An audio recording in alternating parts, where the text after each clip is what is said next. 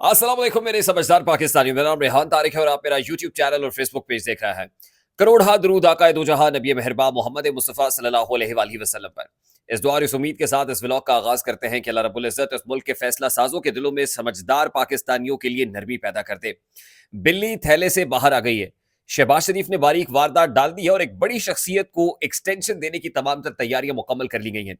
गुज़श्ता 2 रोज से जो उछल कूद देखी गई, जिसमें एस्टैब्लिशमेंट, एग्जीक्यूटिव और अदलिया सेम पेज पर दिखाई दी, एक खौफनाक प्लान तैयार किया जा रहा है। और इस खौफनाक प्लान का मकसद किसी का रास्ता रोकना है ताकि आने वाले दिनों में स्मूथ सेलिंग की जा सके। अब किसी का रास्ता रोकने के लिए एक ऐसे मैकेनिज्म पर काम शुरू हो गया है कि जिस मैकेनिज्म के जरिए से उस बड़ी शख्सियत को एक्सटेंशन भी मिल जाए और उसके बाद आने वाली शख्सियत मुतासिर भी ना हो। ये क्या प्लान है, इस पर तफसील से बात करेंगे, लेकिन उससे पहले मैं आपको ये बता दूं कि इस्लामाबाद हाई कोर्ट के 6 जजेस के तबले जंग बजाने के बाद सुप्रीम कोर्ट ऑफ पाकिस्तान में जो बराए नाम फुल कोर्ट मीटिंग हुई और पै दर पै हुई, अगर उसके मिनट्स ऑफ मीटिंग भी जारी कर दिए जाए तो मामला खुलकर सामने आ जाएगा। यानी ये बात तो सामने आई कि 15 रुकनी फुल कोर्ट के अंदर 4 जजेस ने इख्तलाफ किया। भाई वो कौन से 4 जजेस थे जिन्होंने इख्तलाफ किया और उनका डिसेंटिंग नोट था क्या, उनकी राय क्या थी, जरा ये पब्लिक डोमेन में लाई जाए। और राइट टू इंफॉर्मेशन के तहत मेरा, आपका, हम सबका ये जानना हक है कि उसमें जो 4 जजेस हैं वो किस पॉइंट के ऊपर इख्तलाफ कर रहे थे। बुनियादी तौर पर डिसेंट किस जगह पर था, तो आपको दूध का दूध और पानी का पानी हो जाएगा कि असल में क्यों उन जजेस के ऊपर उफ्ताद गिराई जा रही है।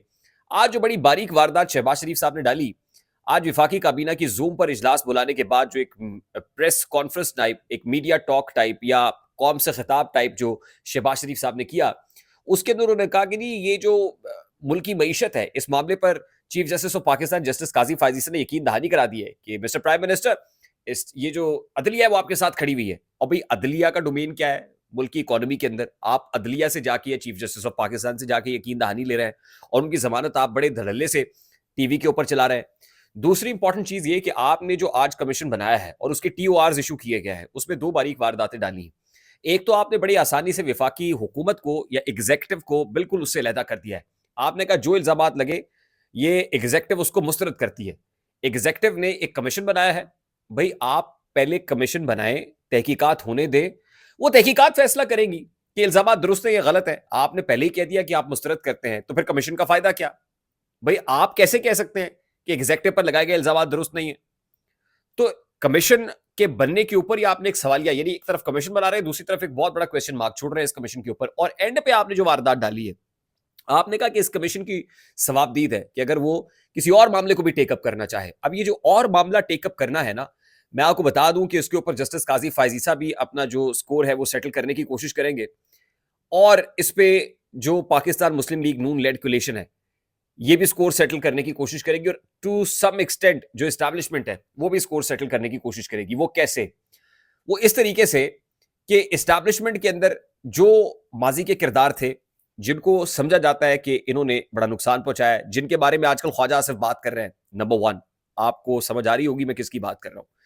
नंबर 2, अदलिया के अंदर कुछ ऐसे किरदार थे जिन पर सहूलत और एहानत का इल्जाम लगाया जाता है। कहा यह जाता है कि इन्होंने उस वक्त एस्टैब्लिशमेंट का दस्ते रास्त बन के कुछ लोगों को फेवर करने के लिए बियॉन्ड द लिमिट्स फैसले किए। वो लोग, एक तरफ एस्टैब्लिशमेंट अपना स्कोर सेटल करना चाहती है, अदलिया अपना स्कोर, यानी जस्टिस काजी फायजीसा को जो कॉर्नर्ड किया गया, जस्टिस काजी फायजीसा ये समझते हैं कि उसमें जनरल फैज हमीद का भी हाथ था, उसमें जनरल बाजवा का भी हाथ था। इमरान खान को तो कसूरवार समझते ही हैं, लेकिन उसके साथ साथ वो अपनी जुडिशरी का हाथ भी समझते हैं। यानी उसके अंदर उमरता बंदयाल साहब भी थे, उसमें जनाबे साकिब निसार साहब भी थे उसके अंदर, और बहुत से लोग हैं, जस्टिस एजाजुल एहसन प्रोमिनेंटली, मज़ाहिर अकबर नकवी, अब ये अलहदा हो गए दोनों। ये जो स्कोर है, यानी 2 जजेस तो अलहदा हो गए, जाने वालों से भी वो पूछगछ और हिसाब किताब चुकता करने की बात हो रही है। तो इसमें ये जो टीओआरस के अंदर कहा गया ना कि ये और कोई अगर मामला देखना चाहे, और मामला जो फौरी तौर पर सामने आता है, वो एक तो जस्टिस शौकत अजीज सिद्दीकी का है कि जब से शौकत अजीज सिद्दीकी साहब का मामला सुप्रीम कोर्ट ऑफ पाकिस्तान ने क्लीन चिट दी है, तो इंक्वायरी नहीं हो सकी ना कि जिन पे ऊपर इल्जाम है वो किसने किया, वो क्या मामला था, नंबर 1। नंबर 2 ये है कि अब जब एस्टैब्लिशमेंट, अदलिया और हुकूमत सेम पेज पे आ गए हैं, तो अब प्लान ये है कि कहीं ये सेम पेज हिल ना जाए। इसको हिलने जुलने से बचाने के लिए अब जिस फॉर्मूले के ऊपर काम शुरू हो गया है और जिसका रास्ता पार्लियामान से निकालने की बात हो रही है और जिसकी यकीन दहानी भी allegedly reportedly justice Qazi Faez ईसा साहब को करा दी गई है, वो ये है कि सुप्रीम कोर्ट ऑफ पाकिस्तान के चीफ जस्टिस की जो मुद्दत मुलाजमत है उसको एज के साथ बार ना किया जाए। पहले तो ये होता है ना कि 62 साल की उम्र में आप पहुंचे तो चीफ जस्टिस रिटायर हो जाते हैं, और अगर इसी प्रिंसिपल के तहत देखा जाए तो रवा बरस अक्टूबर में chief justice of Pakistan justice Qazi Faez Isa को रिटायर होना है। लेकिन वो जाने की बातें जाने दो, कुछ लोग कह रहे हैं कि जाने की बातें जाने दो, ना जाओ, अभी ना जाओ छोड़ के कि दिल अभी भरा नहीं, अभी कुछ और होना है, अभी कुछ वक्त बाकी है।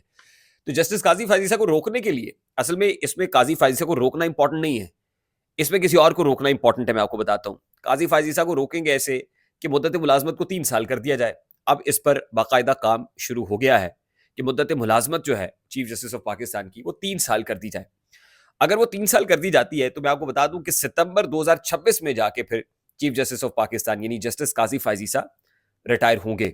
जिन्हें अक्टूबर 2025 में रिटायर होना है वो फिर सितंबर 2026 में रिटायर होंगे। उसके बाद जो नए आने वाली चीफ जस्टिस है वो जस्टिस मंसूर अली शाह होंगे, और उनका टेन्योर जब 3 साल पर मुहित होगा तो वो सितंबर 2029 तक चीफ जस्टिस ऑफ पाकिस्तान रहेंगे। उसके बाद याहिया आफरीदी साहब ये सितंबर 2032 में जाके रिटायर होंगे, यानी 2029 में अगर ये चार्ज लेते हैं बतौर चीफ जस्टिस ऑफ पाकिस्तान तो 2032 में इनकी रिटायरमेंट होगी। और इसी दौरान जिनका रास्ता रोकना मकसूद है, justice Munib Akhtar chief justice of the country नहीं बन सकेंगे, Ayesha A Malik chief justice of the country नहीं बन सकेंगी, शाहिद ए वहीद साहब chief justice of the country नहीं बन सकेंगे। अब जिनका रास्ता रोका जा रहा है, अब जरा उस पर जाइए। वो जो फुल कोर्ट इजलास है और फुल कोर्ट के अंदर कुछ लोगों का डिसेंटिंग नोट है, कुछ लोग डिसेंट कर रहे हैं, मुखालिफत में राय दे रहे हैं, तो मिनट्स ऑफ मीटिंग निकलवाएं, आपको पता चल जाएगा कि वो कौन से जजेस हैं। क्या ये वही जजेस हैं जिनका रास्ता रोका जा रहा है, जिनको हुकूमत यानी एग्जेक्टिव और एस्टैब्लिशमेंट भी एग्जेक्टिव में आती है, और फिर जुडिशरी इटसेल्फ ये नहीं चाहती है, और जिनको कहा कि भाई फॉर गॉड सेक ये हमारे हीरोज नहीं है, जिनको आप हीरोज कह रहे हैं इस्लामाबाद हाई कोर्ट के जजेस को, ये हमारे हीरोज नहीं। तो क्या हीरोज इस्लामाबाद हाई कोर्ट के जजेस को हीरोज समझने वालों का रास्ता रोकना मकसूद है? तो ये एक बहुत बड़ा सवाल है, ये $1 बिलियन क्वेश्चन है। इसका मकसद कतन ये नहीं है कि जस्टिस काजी फायजीसा को रिटेन किया जाए, टू सम एक्सटेंट मना लिया जाएगा, जाहिर है किसको अच्छा नहीं लगता। अभी तक तो 45 साल पुराने केसेस को सेटल कर रहे हैं, अब नए केसेस को भी तो करना है। और फिर जस्टिस मंसूर अली शाह भी इससे मुतासर नहीं होंगे, वो चीफ जस्टिस बन जाएंगे, और जाहिर है उनका टेन्योर भी 3 साल का होगा। कोई बात नहीं, 1 साल और इंतजार करना पड़ेगा मंसूर अली शाह साहब को, और जाहिर है वो भी गुड बुक्स के अंदर है। वो जिस वक्त chief justice Lahore high court थे उस वक्त शहबाज शरीफ साहब का तूती बोलता था। तो कहने का मतलब है मामला तो सीधे हैं। और फिर जस्टिस तसद्दुक हुसैन जिलानी साहब जो कमीशन के अब सरबराह बन गए हैं, उनको जो मैंडेट दिया गया है, अब उसके अंदर भी जाहिर है जब एस्टैब्लिशमेंट के उन किरदारों को बुलाया जाएगा, अदलिया के उन किरदारों को बुलाया जाएगा जो कंटेम्प्रेरी नहीं होंगे, पुराने होंगे, एस्टैब्लिशमेंट के किरदार बुला लिए जाएंगे, तो तसद्दुक हुसैन जिलानी साहब की बल्ले बल्ले हो जाएगी, कमीशन की भी बल्ले बल्ले हो जाएगी कि कमीशन ने जनाब जर्नैलों को बुला लिया है, कमीशन ने जनाब एजेंसी के लोगों को बुला लिया है, कमीशन ने अदलिया के लोगों को बुला लिया है, तो तसद्दुक हुसैन जिलानी साहब भी अपना काम कर जाएंगे। वैसे तो मैं ये सोच रहा था कि इस उम्र में तसद्दुक हुसैन जिलानी साहब, जिनको जेंटलमैन कहा जाता है, उनको क्या सूझी कि इस उम्र में आके अपने करियर के ऊपर दाग लगवा लें, लेकिन जाहिर है सोच समझ के उन्होंने ऑफर कबूल की है। मामलात बहुत देर से, बहुत पहले से बहुत कुछ है जो तय हो गया, और अल्टीमेटली इस अपॉर्चुनिटी को भी कैपिटलाइज करके कुछ लोगों के साथ हिसाब चुकता किया जाएगा। आई होप मेरी बात आप तक पहुंच रही है। अगर पहुंच जाए तो वीडियो को लाइक और शेयर करना मत भूलिएगा। चैनल पे नए हैं तो चैनल को सब्सक्राइब कर दीजिएगा, बेल आइकन जरूर दबाइएगा। मुझे रेहान तारिक को इजाजत दीजिए, बहुत सारा ख्याल रखिएगा। अस्सलाम वालेकुम।